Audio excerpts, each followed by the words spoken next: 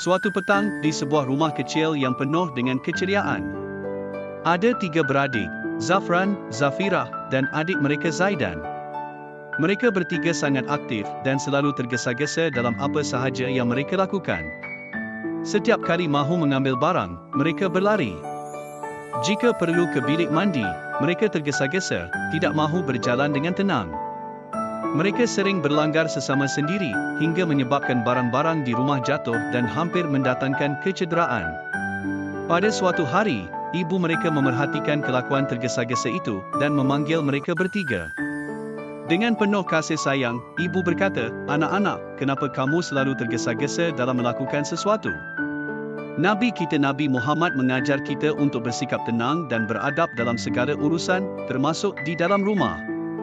Zafran, yang merupakan abang, bertanya, "Tapi, ibu, kami mahu cepat supaya dapat selesai lebih awal. Salahkah jika kami berlari?" Ibu tersenyum dan menjawab, "Anakku, terburu-buru tanpa sebab yang perlu boleh membawa kepada kecederaan dan kekacauan. Nabi kita Nabi Muhammad mengajar kita untuk tenang dalam bertindak. Kerana sikap tenang itu lebih membawa keberkatan dan keselamatan.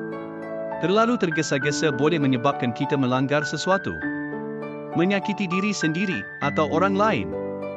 Zafirah, si kakak, yang mulai memahami, berkata, "Tapi ibu, jika kita lambat, bagaimana kita boleh siap cepat?" Ibu menjelaskan, jika kita tenang dan tertib, kita akan lebih fokus dan berhati-hati. Dengan begitu, pekerjaan akan selesai dengan lebih baik dan tidak mendatangkan masalah. Ingat, tergesa-gesa adalah sifat yang disukai oleh syaitan. Tetapi bersikap tenang dan berhati-hati adalah sunnah Nabi kita Nabi Muhammad. Zaidan, yang comel, kemudian bertanya, "Jadi, bagaimana caranya untuk tidak tergesa-gesa, ibu?" Ibu menjawab, "Setiap kali kamu hendak melakukan sesuatu, seperti mengambil barang atau pergi mandi, ingatlah untuk melakukannya dengan tertib. Jalanlah dengan tenang, berikan perhatian kepada apa yang ada di sekeliling kamu. Jangan terburu-buru, dan mulakan dengan bismillah. Apabila kita bersikap tenang, insya-Allah semuanya akan berjalan lancar." Sejak hari itu, Zafran, Zafirah, dan Zaidan mula mengamalkan sikap tenang dalam setiap urusan. Mereka tidak lagi berlari-lari di rumah dan lebih berhati-hati dalam setiap langkah mereka. Mereka menyedari bahawa dengan tenang dan tertib, semuanya menjadi lebih selamat dan teratur. Teladan dari kisah ini, 1. Sikap tenang. Islam mengajar kita untuk tidak tergesa-gesa dalam urusan harian, kerana terburu-buru boleh membawa kepada kesilapan dan kecederaan.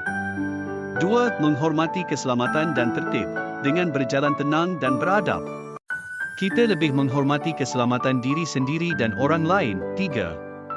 Amalan sunnah. Bersikap tenang adalah amalan yang diajarkan oleh Nabi kita Nabi Muhammad, dan ia membawa keberkatan dalam setiap perbuatan kita. 4. Berhati-hati dalam bertindak. Mengambil masa untuk fokus dan berhati-hati adalah lebih baik daripada tergesa-gesa dan menyebabkan masalah.